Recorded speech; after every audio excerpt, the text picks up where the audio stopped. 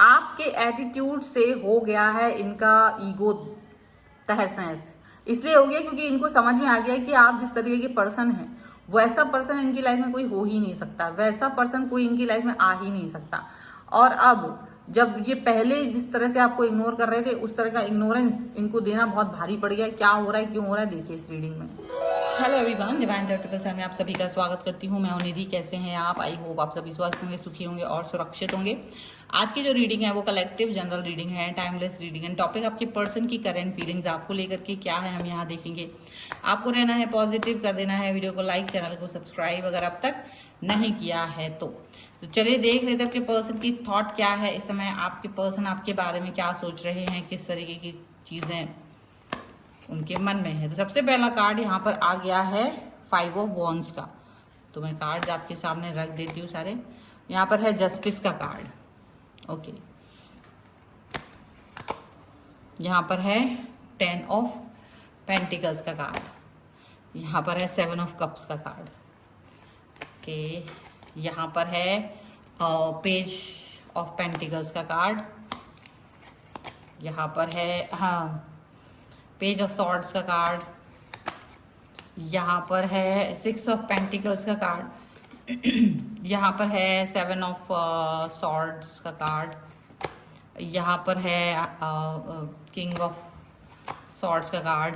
यहाँ पर है 7 ऑफ सॉर्ड्स का कार्ड। तो यहाँ पर सारे कार्ड हमने आपके सामने निकाल दिए हैं। और अगर हम राशियों की बात करेंगे तो चारों एलिमेंट्स हैं, 12 ही राशियां हैं, सभी राशियों के लोग हैं। 8 ऑफ पेंटिकल्स का कार्ड है, द टावर का कार्ड है, द चैरियट का कार्ड यहाँ पर है। तो एक जैसे आपकी जो सिचुएशन है ना वो ऐसी है कि जैसे आपने अपने आप को ही किसी भ्रम से बाहर निकाल लिया है।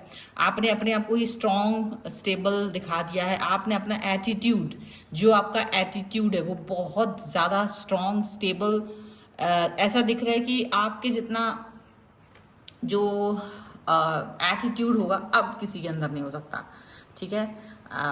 सो इस तरीके की चीज़ें यहाँ पर हैं। और आपका जो कनेक्शन है वो बहुत ज़्यादा यहाँ पर पॉजिटिव दिखाई दे रहा है। आपने अपने आप को उस भ्रम से बाहर निकाल लिया है जो किसी और के लिए था। आपका एटीट्यूड अब इस समय किलर बना हुआ है, इतना किलर बना हुआ है कि पूछिए मत। आपने अपने ऊपर ही वर्क करना शुरू कर दिया है, आपने अपने ऊपर ही फोकस करना शुरू कर दिया है, आपने अपने ऊपर ही काम करना शुरू कर दिया है। ये चीज़ भी दिख रही है। आपके एटीट्यूड से इनके ईगो का तहस नहस हो गया है। ईगो इनका तहस नहस होता हुआ नजर आ रहा है। आपका काम, आपका फोकस बहुत ज्यादा बना हुआ है। ये चीज साफ साफ नजर आ रही है। आपकी पॉजिटिविटी साफ साफ नजर आ रही है। एकदम से जो कनेक्शन है ना वो इतना ज्यादा दिख रहा है कि पूछे मत। आपने शायद देखिए बैक अगर जाएंगे तो आप बहुत इनके सामने, अपने पर्सन के सामने आपने बहुत सारी बार चीज़ों को ठीक करने की कोशिश की होगी, मनाने की कोशिश करी होगी, पॉजिटिविटी लाने की कोशिश की होगी, बहुत सारी बार सरेंडर किया होगा आपने। लेकिन हर बार चीज़ें ऐसी हुई कि आपको ऐसा लगा कि चलो अब बहुत हो गया, अभी ये सब किस्से कहानी ख़त्म करने की ज़रूरत है, अभी ज़्यादा इनको भाव देने की आवश्यकता नहीं है। तो जब आपने ऐसी बात सोच ली, जब आपने ऐसी बातों को फोकस कर लिया कि भाई मेरे को ज़रूरत नहीं है आपकी, तब जा करके चीज़ें आपके लिए बेहतर हुई हैं। आपने अपने अंदर बातों को सहेजा है। जब तक आप सोच रहे थे कि कोई और आपको जस्टिस देगा तब तक तो नहीं मिला, लेकिन आपने खुद को ही जस्टिस देने का एक विचार अपने मन में बनाया कि मुझे जस्टिस देना है खुद को, खुद के लिए वर्क करना है, खुद को जस्टिस देना है, खुद के लिए काम करना है। और जब आपने ऐसा किया है तब जाकर के चीज़ें आपके लिए फेवर में आई हैं। आपने अपना ऐसा एटीट्यूड दिखाया है जिसके बारे में तो इन्होंने भी कल्पना नहीं की होगी।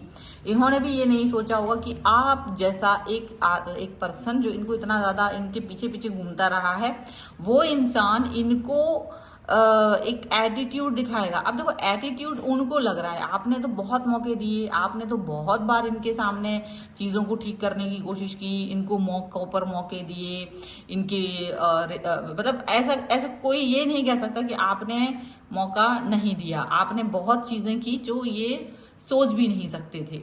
तो वो बात यहाँ पर दिख रही है कि बार बार चीज़ें ठीक करने की राह पर आप गए हैं, लेकिन चीज़ें उतनी अच्छी हुई नहीं हैं, चीज़ों पे वर्क नहीं किया गया, चीज़ें उतनी अच्छे से कर नहीं पाए हैं ये।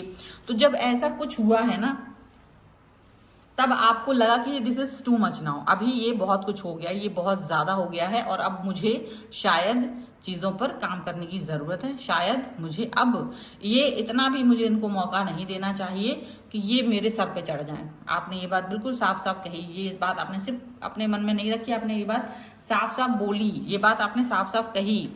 यहाँ पर ऐसा दिख रहा है और आप कहीं ना कहीं अपने आप को पॉजिटिव थॉट प्रोसेस में रखना चाहते हो, आप अपने आप को कहीं ना कहीं एक स्ट्रॉन्ग स्टेबल कनेक्शन में रखना चाहते हो। यहाँ पर ऐसा ये देखो, ये साफ साफ दिख रहा है। आपने जब अपना एटीट्यूड दिखाया, जहां आप अब अपने बारे में ही सोचते हो, सेल्फ सेंट्रिक हो गए हो, अब आपने अपनी जो मानसिक शांति है उसको भंग करने वाले लोगों को भगा दिया अपनी लाइफ से।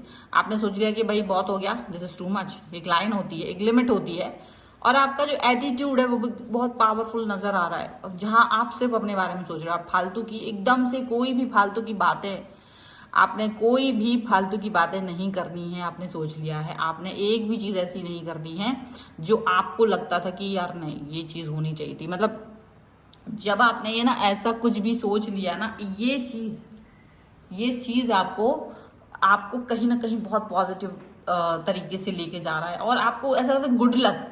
जो आपको एक भ्रम ये पैदा कर रहे थे ना, ये ना ऐसे पर्सन बन गए थे, ये आपको भ्रमित कर रहे थे। आपने वही भ्रम को चेंज करके जैसे कोई होता है कबाड़ होता है, कबाड़ को चेंज करके बड़ा खूबसूरत फर्नीचर बना देता है, वो खूबसूरत से, मतलब ऐसा कि बस कबाड़ को भी लाखों में बेच दे, वो वाला काम आपने किया। कि आपका जो दिमाग में ना इन्होंने कबाड़ खाना बना दिया था ना, आपने वो एकदम पॉजिटिविटी के मतलब पॉजिटिव लिया, उसको बहुत पॉजिटिव लिया, बहुत ज्यादा अच्छे से उसको वर्क किया, बहुत अच्छे से उस पर काम किया, बहुत अच्छे से आपको लगा कि हाँ मेरे को बहुत अच्छे से इस पर वर्क करने की जरूरत है, मुझे बहुत अच्छे से ऐसा फील करने की जरूरत है कि हाँ मैं बहुत बहुत इंपॉर्टेंट हूँ अपने लिए। ये चीज आपने यहाँ पर की है, जो आप कर सकते थे ना, आपने वो सब किया अपने आप को पॉजिटिव करने के लिए। ये एटीट्यूड आपको पर्सन देख रहा है ना, तो उसकी आंखें फटी की फटी रह जा रही, क्योंकि अब आप उनकी बातों को ज्यादा फोकस नहीं कर रहे हो, आप अपने ऊपर फोकस कर रहे हो, आपने इनके ऊपर फोकस करना बंद कर दिया। तो अभी ये ना एकदम से ये फील कर रहे हैं यार तुम वो ट्रेडिशनल वैल्यूज वाला पर्सन कहाँ चला गया, जो ट्रेडिशनल्स को वैल्यूज को फॉलो करता था, जो हमेशा मेरे ऊपर फोकस करता था, वो पर्सन कहाँ चला गया। तो ऐसा ना आपके अंदर अब वो उस व्यक्ति को ढूंढ रहे हैं, लेकिन आपने भी सोच लिया कि भाई वो व्यक्ति अब आपको नहीं मिल सकता, क्योंकि ऐसा थोड़ी ना होगा कि ऑल द टाइम आप अपने बिहेवियर से मुझे दुख पहुंचाएं, आप अपने बिहेवियर के साथ मुझे कष्ट पहुंचाएं और फिर आप सोचें कि मैं हमेशा आपके लिए पॉजिटिव रहूं, आपके लिए मतलब अच्छा फील करूं। वो वाली बात नहीं हो सकती है। तो अब आपने ना जब ऐसे इनको ये चीज समझा दी है, जब आपने इस तरह से इनको एक कनेक्शन मतलब एकदम से दिखा दिया ना, तो इनका ईगो जो है ना वो ध्वस्त हो गया है। अब ये अपने टूटे हुए ईगो के साथ बैठे हुए हैं। हालांकि देखो जिसका ईगो होता है वो पर्सन इतनी आसानी से तो वो बाहर नहीं निकलता ना, तो ईगो लेकर के तो पर्सन बैठा हुआ है और अपना ईगो आप पर आपकी मतलब दिखाने का, अरे नहीं मेरे को कोई फर्क नहीं पड़ता ऐसा दिखा रहे, लेकिन अंदर अंदर बहुत परेशान है, अंदर अंदर टूटा हुआ व्यक्ति फील कर रहा है। क्योंकि आप जितना अच्छा फील कर रहे हो, आप जितना अच्छा पॉजिटिव फील कर रहे हो, वो इनको पसंद नहीं आ रहा है। आपकी पॉजिटिविटी इनको पसंद नहीं आ रही है। इनको लग रहा है कि ये इतना पॉजिटिव कैसे हो सकते हैं, ये इसके अंदर ये पॉजिटिविटी किसने भर दी है, वो वाली बात इनको लग रही है। अब आप अपने काम पर फोकस कर रहे हो, ये हो सकता है ये आपसे बात करने की कोशिश कर रहे हो, तो आप बात भी कर रहे होंगे, आप में से कई सारे लोग ना इनको जवाब भी दे रहे हो, लेकिन अब आप नॉर्मल हो, आप इनको ना एक नॉर्मल सा जवाब दे रहे हो, आप ज्यादा कुछ नहीं पूछ रहे हो ना, क्वेश्चन भी नहीं कर रहे हो, आप इनको बोल भी नहीं रहे हो कि आपने यार पुराना मेरे को ज्यादातर ऐसा किया था वैसा किया था, क्योंकि आपको लग रहा है इट्स ओके, किसको जब मैं इसके साथ हूँ और वैल्यू तब इसने नहीं दी, तो आज ये कौन सी अपनी बातों को मानेंगे, अपनी गलतियों को मानने वाले तो है नहीं। तो आपको क्या है कि आपको मालूम है कि ये पर्सन जो है ना अपनी गलतियों को नहीं मानेंगे, तो कोई जरूरत नहीं इसको बोल के अपनी एनर्जी वेस्ट करने की। तो आप बहुत हायर लेवल पे चले गए हो। जब आप अपने हायर लेवल पे गए हो ना, ये ऐसे ही वैसे नहीं हुआ, इसके लिए आपने बहुत रोए हैं, आप बहुत परेशान रहे हैं। तो फिर कहीं ना कहीं आपकी इनर वॉइस ने शायद आपको गाइड करा है, कहीं ना कहीं से गाइडेंस मिला है आपको कि मुझे रोना नहीं है, मुझे परेशान नहीं होना है, मुझे किसी व्यक्ति के वजह से अपनी लाइफ को डिस्टर्ब नहीं करना है। और जब आप इतना ज़्यादा सोचते हैं कि आपको डिस्टर्ब नहीं होना है, जब आप इस लेवल पे जाके सोचते हैं ना, तब चीज़ें आपके लिए बहुत बेहतरीन बनती हैं। एक समय था कि आप इनके सवालों के जवाब नहीं दे पाते थे, जब ये कोई एक्सक्यूज़ बनाते थे ना तो आप कुछ नहीं बोल पाते थे। आप हमेशा ये सोचते थे कि चलो ठीक है, इस व्यक्ति ने मेरे से ऐसी बात पूछी है, चलो ठीक है, चलो ठीक है, चलो ठीक है, ऐसी वाली बातें करके आप आगे बढ़ जाते थे। लेकिन कहीं ना कहीं आपको अभी ये चीज़ फील हो रही है कि हर वक्त चुप रहना भी ठीक बात नहीं, हर समय एक चुप्पी साध लेना भी ठीक बात नहीं होती, क्योंकि कभी कभी लोग आपको बहुत वीक समझ लेते हैं। और यही चीज़ इनके साथ भी हुई थी। लेकिन पता है क्या हुआ है, अब आपके सामने ऐसा हुआ कि अब आपके सामने आने में इनको डर लगा, क्योंकि नाउ आप बहुत अच्छे से, now you are the king of voice, मतलब अब आप अपनी आवाज़ उठाते हो, आप अब इनको सही सवाल के जवाब देते हो। आपका एटीट्यूड इतना किलर है ना कि पूछे मत, आपकी वीकनेस ही शक्ति बन गई है। और जब ये देख रहे हैं ना तो इनका ईगो इसलिए भी टूट रहा है क्योंकि आप के सामने इनको बहुत बौना फील हो रहा है, इनको बहुत ही ज़्यादा ऐसा फील हो रहा है कि यार ये कोई पर्सन ही नहीं है। इनको ये चीज़ फील हो रही है, इनको ऐसा फील हो रहा है कि ये कितना ही कुछ भी कर लें लेकिन आपकी बराबरी नहीं करेंगे। तो हीन भावना से ग्रसित हो गए हैं आपका एटीट्यूड देख करके।